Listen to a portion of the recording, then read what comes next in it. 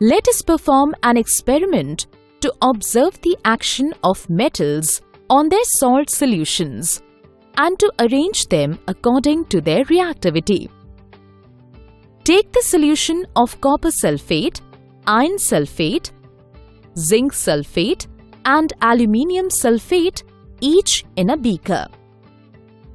Now, place an iron nail in all the 4 beakers and leave them for some time.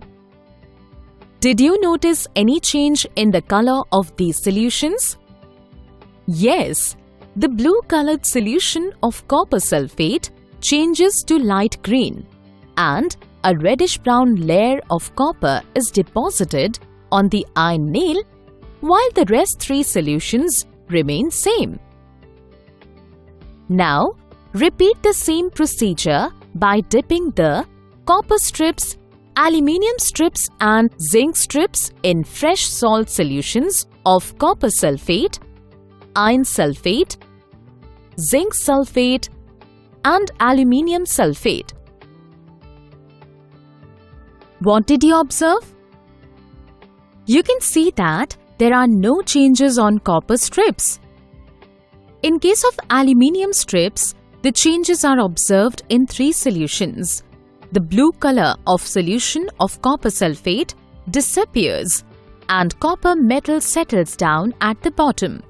The green color of ferrous sulfate disappears and iron metal settles down at the bottom. The zinc sulfate solution remains colorless, but zinc metal settles down at the bottom. In case of zinc strips, the changes are observed in 2 solutions. The blue color of solution of copper sulfate disappears and reddish-brown copper settles down at the bottom. The green color of solution of ferrous sulfate disappears and iron settles down at the bottom. Note down your observations in a table.